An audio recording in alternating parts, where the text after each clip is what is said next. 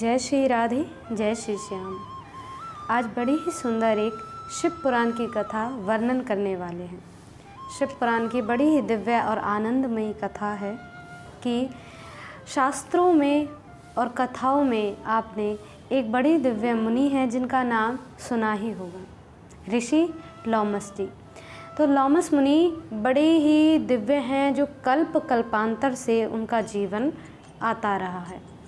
ना जाने उनके दृष्टि के आगे कितने ब्रह्मा बदल गए, कितने ही इंद्र बदल गए, ऐसी उनकी आयु है। तो लोमस मुनि को कैसे इतनी लंबी आयु प्राप्त हुई, कैसे उन पर शिव कृपा हुई, तो वर्णन आया कथा में कि एक बार एक शूद्र जो बड़ा ही दुखित था, बड़ा ही दरिद्र था, धन का अभाव था, कोई भी क्रिया उसके पास ऐसी नहीं जिससे कि उसे श्री शिव भगवान प्रसन्न हो सके।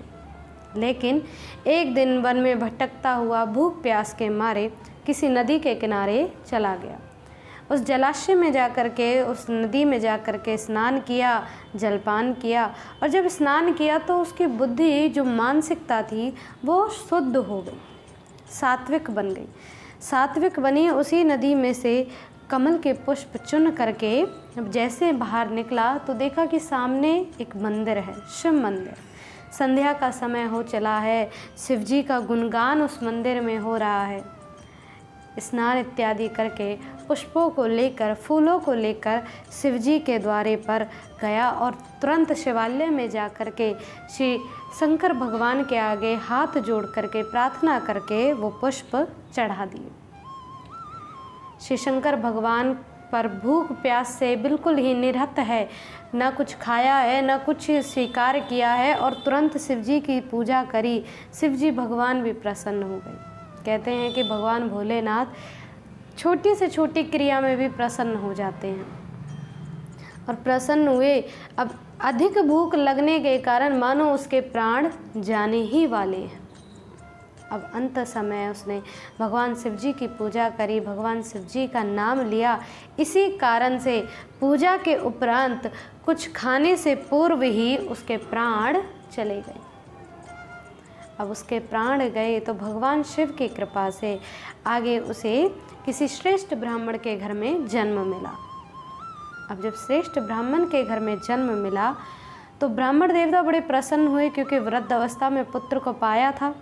बड़े आनंदित हुए तो नाम रख दिया ईशान। अब ईशान पुत्र का नाम रखा जो शिवजी के ही स्वरूप का नाम है। तो शिव कृपा से वो पुत्र प्राप्त हुआ था, इसीलिए उस पुत्र का नाम ईशान रखा। अब धीरे धीरे वो पुत्र बड़ा होता गया। ब्राह्मण देवता कुछ सिखाते तो कुछ बोले नहीं, क्योंकि पूर्व जन्म की स्मृति शिव पूजा से उसे याद रही कि उसके पूर्व जन्म में क्या हुआ। तो उसने ये संकल्प धारण कर लिया कि मैं किसी से संसारिक वार्तालाप नहीं करूँगा, मुझे किसी संसार से अब मोह बंधन नहीं रखना, केवल श्री अपने शंकर भगवान से ही अपनी आराध्यता रखनी है। ये बात उसने अपने मन में विचार करी। अब जैसे धीरे धीरे अवस्था बढ़ती गई, मन में मानसिक भाव आता गया, तो कुछ बोले नहीं।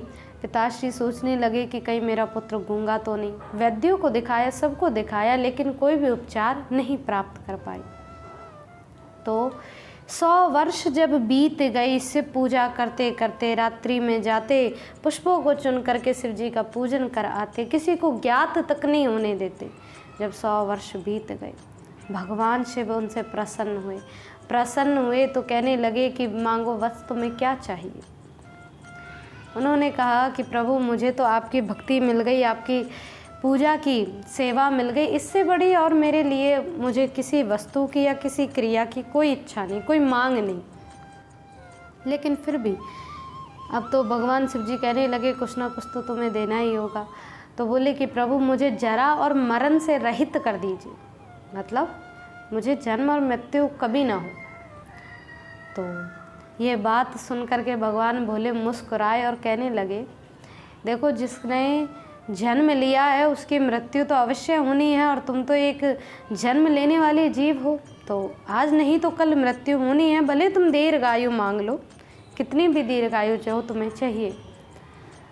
तो भगवान भोलेनाथ को लगा कि मानो एक आध कल्प की, एक आध मनवंतर की मांग लेगा, इससे बस ज़्यादा क्या मांगेगा। लेकिन चालाकी तो देखिए ईशान की कि उसने कैसे भगवान भोलेनाथ से उनकी पूजा की भक्ति भी मांग ली, शिव भक्ति भी मांगी और आयु भी कैसे मांगी। कहा कि महाराज जब एक कल्प बीते तब मेरे शरीर का एक रोम गिरे, और जब सारे रोम गिर जाएं तब मेरी मृत्यु हो, और मृत्यु के उपरांत भी मैं आप ही का गण बनूं। भगवान भोलेनाथ ने बिना सोचे समझे तथास्तु कह दिया। फिर सोचा कि ओहो महाराज, आपने तो बड़ी लंबी आयु मांग ली। विचार करके देखो हमारे शरीर में ना जाने कितने करोड़ों रोम हैं, और एक कल्प बीतने पर एक रोम गिरे। कल्प भी महाराज तब बदलता है जब 14 मनवंतर बीत जाते हैं, और एक मनवंतर में 71 चतुर्युगी होते हैं, यानी 71 बार कलयुग, सतयुग, द्वापर, त्रेता। जब ये 71 बार बीत जाएं तब जाके एक मनवंतर होता है, और 14 मनवंतरों के बाद में एक कल्प होता है, और उस एक कल्प में एक रोम गिरे, और जब सारे रोम गिरे तब मेरी मृत्यु हो। भगवान भोलेनाथ तो ऐसा कहकर चले गए, और लोमस मुनि उस दिन से उनका नाम, ईशान का नाम लोमस मुनि पड़ गया, जो भगवान शिव के द्वारा ही दिया हुआ था।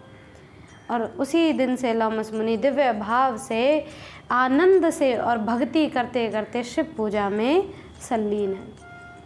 ना जाने आज भी किस स्थान पर माना जाता है शास्त्रों के अनुसार कि क्रौंच द्वीप में, क्रौंच पर्वत पर लोमस मुनि आज भी विराजमान हैं, जो सदैव शिव पूजा किया करते हैं। और यदि कल्पों की और मनवंतरों की बारे में, उनके समय की गणना, शिव महाकाल के समय की गणना की अगर आपको जानकारी लेनी है तो उस वीडियो का लिंक हमने डिस्क्रिप्शन बॉक्स में दे रखा है। आप वहां पर जा कर के भगवान शिव जी के एक दिन में ना जाने कितना समय बीतता है उसके बारे में आपको पता चलेगा। शास्त्रों की ऐसी दिव्य लीलाएं हैं जो हर एक जीव को जाननी आवश्यक है, क्योंकि हमारे शास्त्रों में बड़ी ही दिव्य आनंदमयी प्रभु भक्ति को दर्शाया गया है। आशा है आप सभी ने ये कथा बड़े आनंद से श्रवण करी होगी। तो लोमस मुनि को उस दिन से ऐसे शिव भक्ति प्राप्त हुई। शिव जी की कृपा से, शिव भक्ति से जीव काल पर भी विजय प्राप्त कर लेता है। तो आप शिव भक्ति करते रहें, आनंद में रहें, प्रसन्न रहें, ऐसे दिव्य कथाओं को श्रवण करते रहें। जय श्री राधे, जय श्री श्याम।